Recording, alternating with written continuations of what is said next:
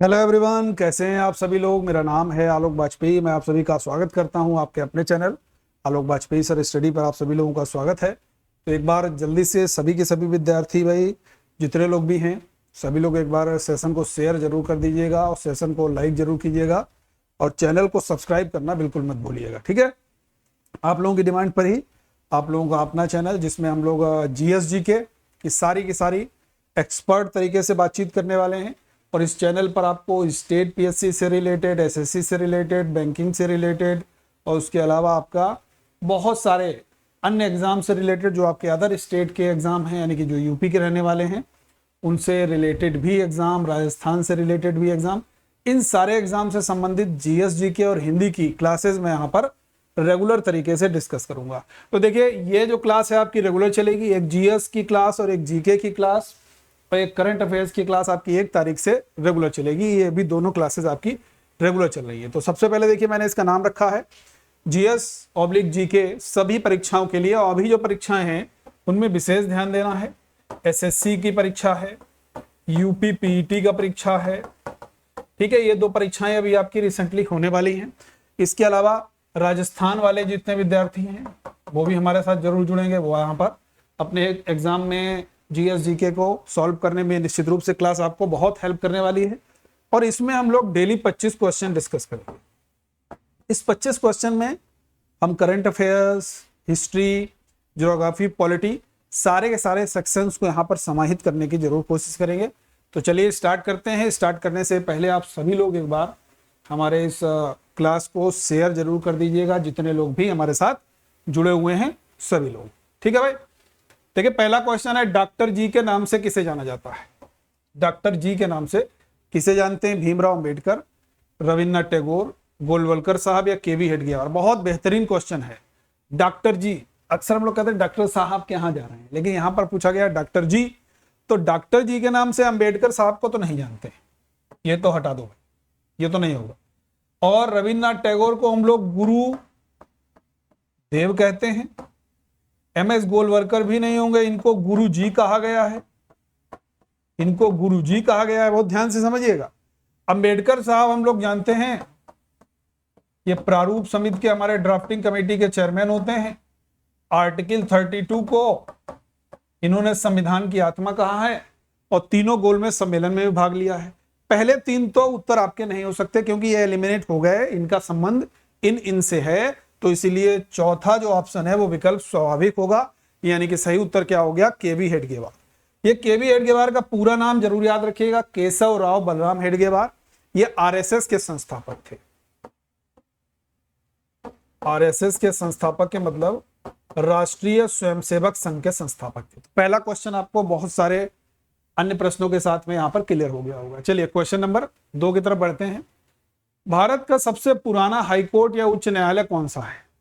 इलाहाबाद उच्च न्यायालय, कलकत्ता उच्च न्यायालय, बॉम्बे हाईकोर्ट या बॉम्बे उच्च न्यायालय या दिल्ली उच्च न्यायालय? देखो, जब भी हम लोग उच्च न्यायालयों की बात करते हैं तो आर्टिकल अगर कभी आपसे पूछा जाएगा, बहुत ध्यान से समझिएगा। जैसे सुप्रीम कोर्ट 124 में है, 90 जोड़ दो 14, 9 2 11 1 1 1 2। तो हाई कोर्ट का आर्टिकल क्या हो गया? हाई कोर्ट का आर्टिकल क्या हो गया? 214 हो गया। बात बराबर समझ में आ गई।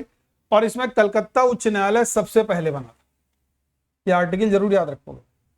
अब यहां पर एक चीज और याद रखिएगा, अगर कभी आपसे पूछा जाएगा सुप्रीम कोर्ट के चीफ जस्टिस का वेतन कितना होता है, तो आप कहेंगे 2,80,000 सुप्रीम कोर्ट के चीफ जस्टिस का।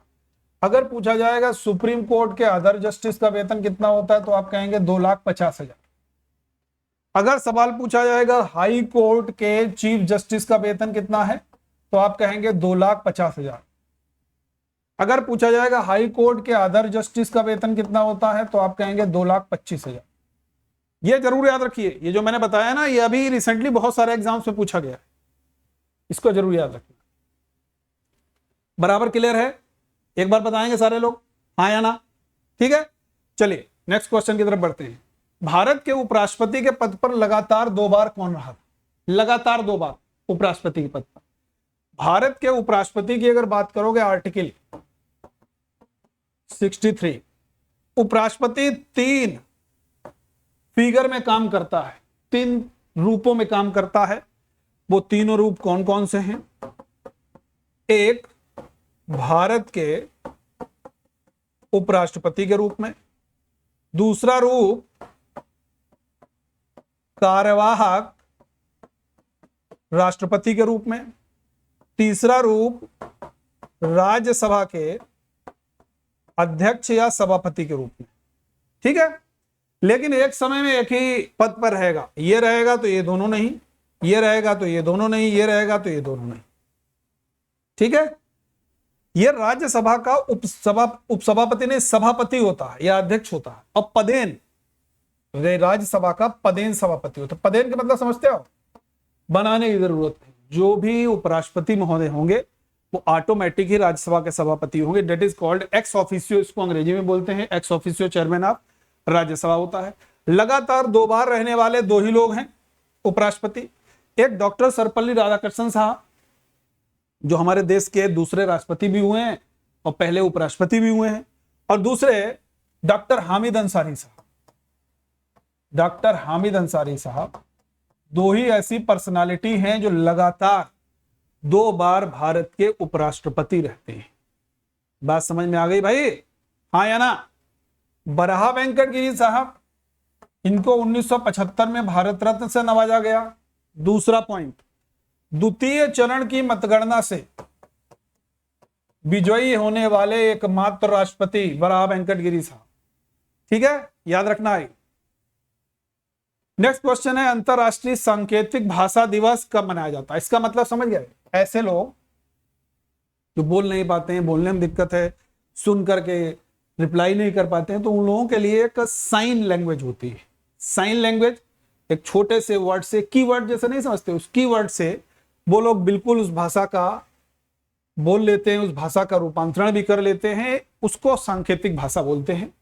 और ये सांकेतिक भाषा दिवस अभी हाल ही में हम लोग जानते हैं, ये आपका 23 सितंबर को। ठीक है, याद रखना है। 14 सितंबर को आपका हिंदी दिवस मनाया गया। 14 सितंबर को प्यारे विद्यार्थियों हिंदी दिवस। 16 सितंबर को विश्व ओजोन दिवस, या इसको हम लोग ओजोन लेयर प्रोटेक्शन डे भी कहते हैं। ठीक है, 2 सितंबर अगर पूछा जाएगा तो नारियल दिवस, ये भी इंपॉर्टेंट है। विश्व नारियल दिवस जो है ये आपका 2 सितंबर। तो ये चारों के चारों आपके डेज बड़े महत्वपूर्ण हैं। ठीक है, नेक्स्ट क्वेश्चन की तरफ मूव करते हैं। अगला सवाल है भाई, ओरंग नेशनल पार्क कहाँ स्थित है? मध्य प्रदेश, असम, उत्तर प्रदेश या मेघालय? देखो, नेशनल पार्क से आपके हमेशा क्वेश्चन आते रहे, तो उसके बारे में एकदम सचेत रहना। ठीक है, बहुत ध्यान से समझोगे। ये जो ओरंग नेशनल पार्क है ये आपका असम में है। इसके अलावा असम में काजीरंगा भी है भाई, मानस भी है, सोनाई रूपा भी है, गर्म पानी भी है। ये सभी national park and wild life sanctuary है। मध्य प्रदेश की बात करते हैं तो भोपाल इसकी कैपिटल हो जाती है। भोपाल में भारत भवन है। भोपाल में भोज सागर ताल झील भी है। उत्तर प्रदेश की बात करते हैं तो कहते हैं जनसंख्या में नंबर 1 है, लोकसभा सीट में सबसे अधिक संख्या है, विधानसभा सीट में सबसे अधिक संख्या है, लोकसभा सीट, राज्यसभा सीट में सबसे अधिक संख्या है, विधान परिषद सीटों की भी सबसे अधिक संख्या यही पर। मेघालय की बात करेंगे, यहाँ पर 3 पहाड़ियां बड़ी महत्वपूर्ण है, गारो, खासी, जयंतिया, ये सब आपकी मेघालय की पहाड़ियां हैं। और मेघालय की जो राजधानी है शिलोंग, ये आपको जरूर याद रखना, शिलोंग, ये आपकी खासी पहाड़ी में स्थित है। कौन सी पहाड़ी में स्थित है भैया?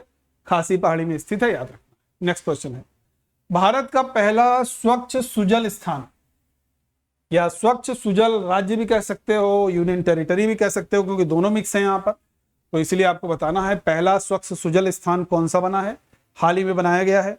क्या आंसर होगा भाई? फटाफट से आंसर कीजिए, सारे लोग आंसर कीजिए भाई फटाफट से। देखो भैया, बहुत बढ़िया सवाल है। ये जो पहला स्वच्छ सुजल स्थान है ये आपका अंडमान निकोबार को चुना। ठीक है, अंडमान निकोबार की राजधानी हम लोग जानते हैं पोर्ट ब्लेयर है, और सबसे अधिक क्षेत्रफल वाला यूनियन टेरिटरी यही हो जाता है। ठीक है, वीर सावरकर एयरपोर्ट अगर पूछा जाएगा, वीर सावरकर हवाई अड्डा एयरपोर्ट ये पोर्ट ब्लेयर में, लक्षद्वीप की राजधानी हम लोग जानते हैं कवारत्ती है, और यहां के हवाई अड्डे का नाम है अगत्ती। ठीक है भाई, याद रहेगा। दिल्ली को अगर पूछा जाए एनसीआर कब बनाया गया, तो 69th अमेंडमेंट से एनसीआर बनाया गया। दिल्ली के संस्थापक तोमरों को कहा जाता है। कौन है? तोमर है दिल्ली के संस्थापक। और मुंबई के संस्थापक कौन थे? गेराल्ड ओंगियार को मुंबई का संस्थापक कहा जाता है। ठीक है, आगे बढ़ते हैं। स्कूलों में नो बैग डे, एक तो नो बैग डे स्कूल में आ गया है एक राज्य में, और दूसरा जो खेल का पीरियड है वो अनिवार्य कर दिया गया। मैं लिखे दे रहा हूं, जो खेल का पीरियड है वो अनिवार्य कर दिया गया है। ये अभी एक राज्य ने अपनी नई एजुकेशन पॉलिसी लॉन्च की, और अभी उस राज्य में बड़ा उलटफेर हुआ। दो राज्यों में उलटफेर हुआ। एक तो भैया बंबई में उद्धव ठाकरे साहब को रवाना कर दिया गया, इधर एकनाथ शिंदे आ गए, भाजपा ने गठजोड़ कर लिया, एक राज्य वो रहा। लेकिन वहां पर ऐसा नहीं हुआ। दूसरे राज्य में नीतीश कुमार ने बीजेपी से पल्ला झाड़ के चले आए भाई, किसमें? तेजस्वी यादव के साथ मिल गए। और बिहार में बड़ा कार्य इस समय किया जा रहा है।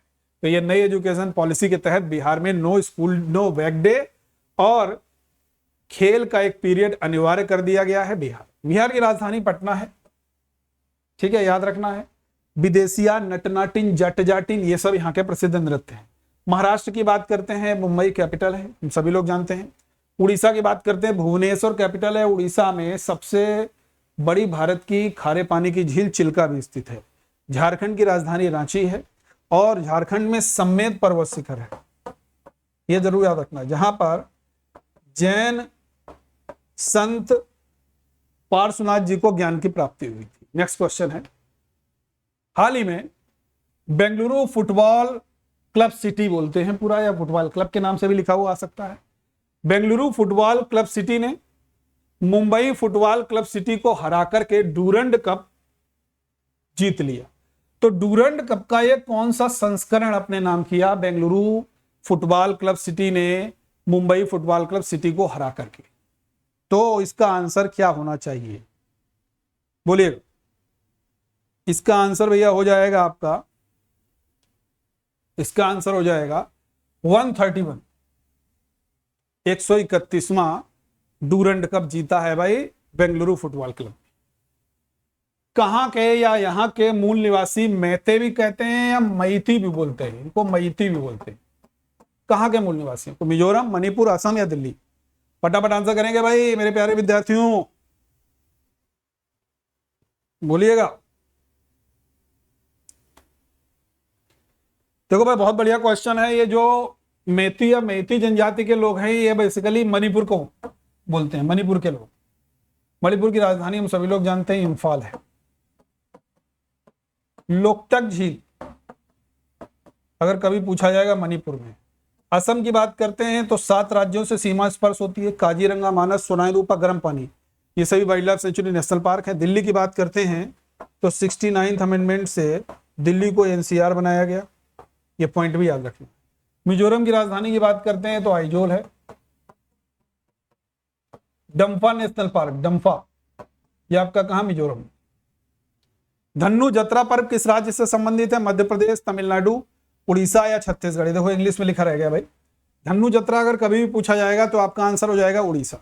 ठीक है भाई, चलिए नेक्स्ट क्वेश्चन है, भारतीय राष्ट्रीय अभिलेखागार की स्थापना किस वर्ष की गई थी? 1925, 1893, 1917 या 1891? फटाफट आंसर करेंगे भाई फर्स्ट। देखो बहुत बढ़िया सा सवाल है, बहुत ध्यान से इसका आप लोग समझिएगा। भारतीय राष्ट्रीय अभिलेखागार की जो स्थापना है 1891। 1917 में एनी बेसेंट भारतीय राष्ट्रीय कांग्रेस की पहली महिला अध्यक्ष, कलकत्ता अधिवेशन। 1893 में स्वामी विवेकानंद जी शिकागो के सर्वधर्म सम्मेलन में भाग लेने के लिए गए। 1925 में काकोरी डकैती कांड होता है। ठीक है, नेक्स्ट क्वेश्चन है भाई, 10 राजाओं की लड़ाई ऋग्वेद के किस मंडल में है? और ये 10 राजाओं की लड़ाई को हम लोग बोलते हैं 10 राग युद्ध। सारे बड़े इंपॉर्टेंट क्वेश्चन है, और ये ऋग्वेद के 7वें मंडल में इसका उल्लेख किया गया है। नमा मंडल ये सोम देवता को समर्पित है। तीसरे मंडल में गायत्री मंत्र है। 10वें मंडल के पुरुष सूक्त में पहली बार चारों वर्णों ब्राह्मण, क्षत्रिय, वैश्य और शूद्र का वर्णन दिया गया है। ठीक है। अब अगर पूछा जाएगा कितने मंडल हैं? 10, जिसमें 2 से 7 तक प्राचीन है, पहला और 10वां सबसे बाद में जोड़े गए। 8वां और 9वें मंडल को मिश्रित मंडल भी कहते हैं। यह भी आपको क्लियर होना चाहिए, यहां से भी सवाल आपका आ सकता है। ठीक है। कोई भी डाउट हो, जरा सा भी संदेह हो, कमेंट सेक्शन में लिखोगे, मैं नेक्स्ट क्लास में इसके आंसर जरूर कर दूंगा अगर जरा सा भी डाउट हो। ठीक है। भारत में पहली बार वन्य जीव सप्ताह कब मनाया गया था? 1970, 1972, 1973 या 1975? वन्य जीव सप्ताह कब मनाया गया? फटाफट आंसर करोगे भाई, फास्ट। देखो भैया, पहला जो वन्य जीव सप्ताह मनाया गया वो 1972 में। 1973 में प्रोजेक्ट टाइगर है।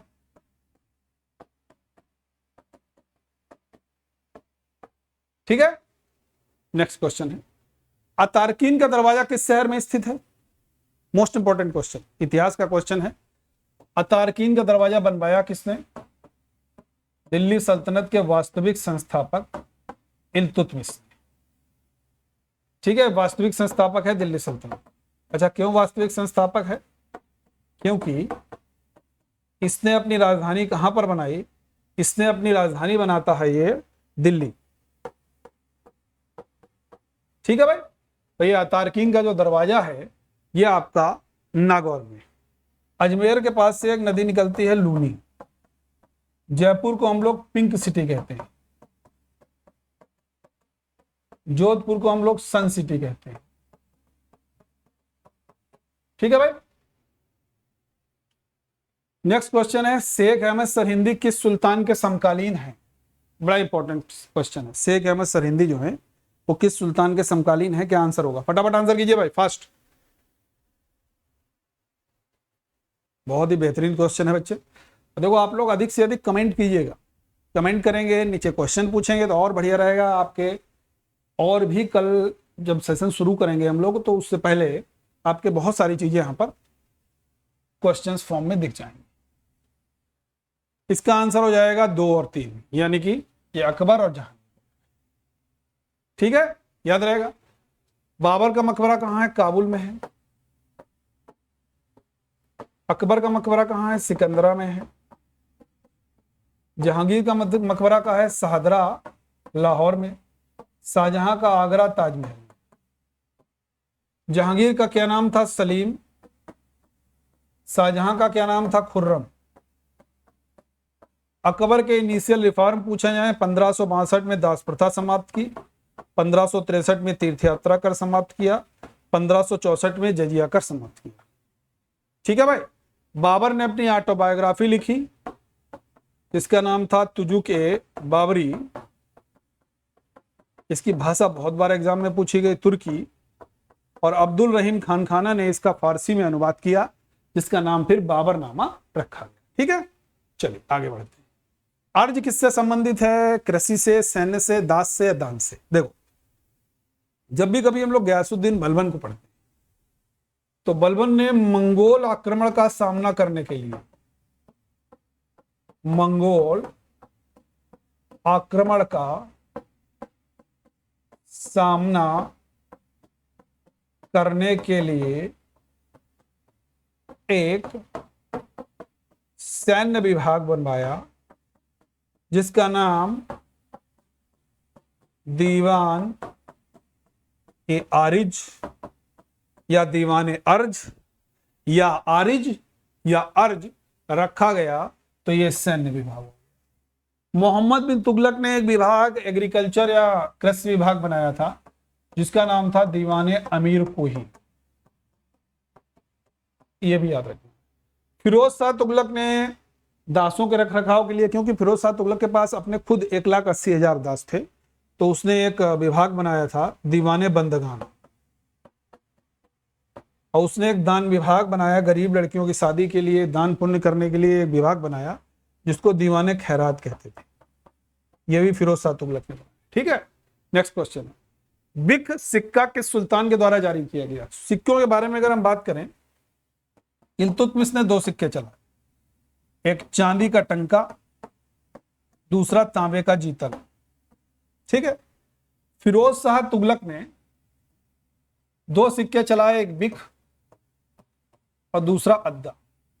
उसके बाद बहलोल लोदी ने एक सिक्का चलाया दिल्ली सल्तनत में, जिसका नाम बहलोली रखा। तो यहां पर आंसर क्या हो जाएगा? फिरोज शाह तुगलक। फिरोज शाह तुगलक को दिल्ली सल्तनत का आदर्श सुल्तान भी कहते हैं।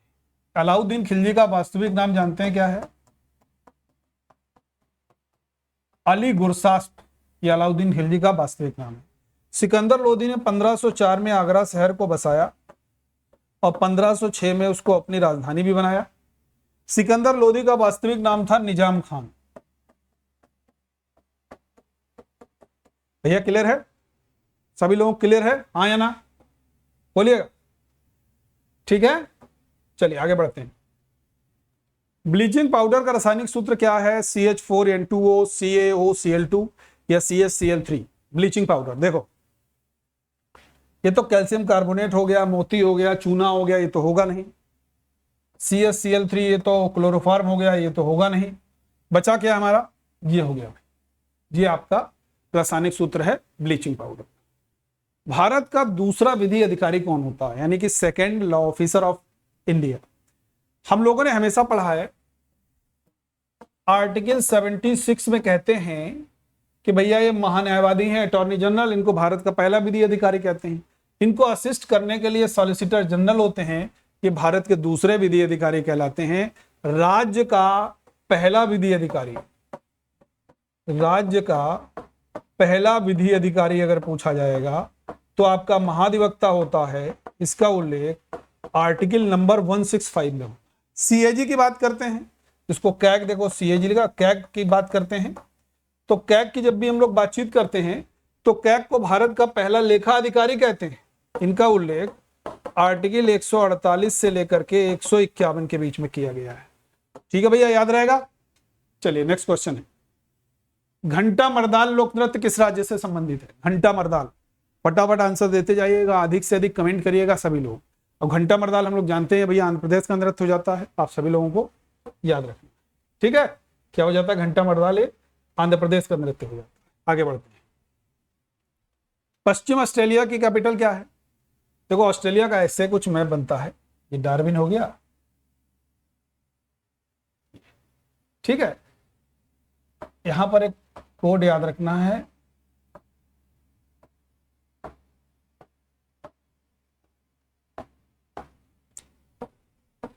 क्या लिखा है मैंने? एक कोड लिखा है BSC मैप। ये ऑस्ट्रेलिया के शहर हैं पूरब से पश्चिम। B से हो गया ब्रिस्बेन, ठीक। S से हो गया सिडनी, C से हो गया कैनबरा, M से हो गया मेलबोर्न, A से हो गया एडिलेड और P से हो गया पर्थ। ठीक है भाई, याद रहेगा। तो ये पश्चिमी ऑस्ट्रेलिया हो गया ना, ये इसकी राजधानी हो गई पर्थ। तो आंसर क्या हो गया है? पर्थ। अगर सवाल पूछा जाए ऑस्ट्रेलिया की जो कैपिटल है कैनबरा, ये कौन से राज्य में स्थित है, तो आंसर हो जाएगा न्यू साउथ वेल्स में।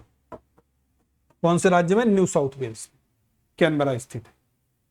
समता दिवस कब मनाते हैं? 10 दिसंबर, 26 नवंबर, 8 मार्च या 5 अप्रैल? देखो भैया, 10 दिसंबर को मानवाधिकार दिवस है, 26 नवंबर को राष्ट्रीय दुग्ध दिवस और संविधान दिवस 2 हैं, 8 मार्च को अंतर्राष्ट्रीय महिला दिवस और 5 अप्रैल को समता दिवस मनाते हैं। संविधान सभा के उपाध्यक्ष कौन थे? हरेंद्र कुमार मुखर्जी, भीमराव अंबेडकर, BN राव या SC सिन्हा? देखो SC सिन्हा जो हैं ये संविधान सभा के पहले अध्यक्ष। सच्चिदानंद सिन्हा इनका नाम था, लेकिन ये अस्थायी रहते हैं। स्थायी तो भैया राजेंद्र प्रसाद बनते हैं। BN राव साहब जो हैं ये संवैधानिक सलाहकार होते हैं। ठीक है, अंबेडकर साहब की बात करते हैं तो ये प्रारूप समिति के चेयरमैन होते हैं और संविधान सभा के उपाध्यक्ष जो हैं ये हरेंद्र कुमार मुखर्जी होते हैं। ठीक है भाई। मानव शरीर की सबसे मजबूत हड्डी कौन सी? तो यहां पर सबसे मजबूत भाग नहीं पूछा गया। अगर मैं यहां पर कहता सबसे मजबूत भाग तो तुरंत कहते यार इनेमल होना चाहिए भाई। हमारे दांतों के ऊपर जो चमकदार परत होती है वो इनेमल कराती है, हार्डेस्ट भी होती है सबसे, याद रखना है। तो ये इनेमल, लेकिन यहां पर पूछा है सबसे मजबूत हड्डी तो हम कहेंगे जबड़ा। सबसे मजबूत हड्डी कौन सी हो जाती है? आपकी जबड़ा हो जाती है। ठीक है भाई। तो ये हमने आपके साथ 25 प्रश्न डिस्कस किए। क्वेश्चन में मजा आया हो, बहुत कुछ सीखने को मिला हो, बहुत सारे प्रश्न मिले हो, तो आप सभी लोग अधिक से अधिक लाइक करना भाई, अधिक से अधिक शेयर करना और हमारे चैनल को सब्सक्राइब जरूर करना जितने लोग भी जुड़े हैं। ठीक है। Okay, thank you. फिर से मिलेंगे हम आपके साथ कल। डेली आपको मेरी क्लास यहाँ पर जरूर मिलने वाली है और हिंदी की क्लास भी मिल रही है, करंट अफेयर्स की भी क्लास आप लोगों की 1 तारीख से जरूर मिलेगी। Okay, thank you everyone. जय हिंद।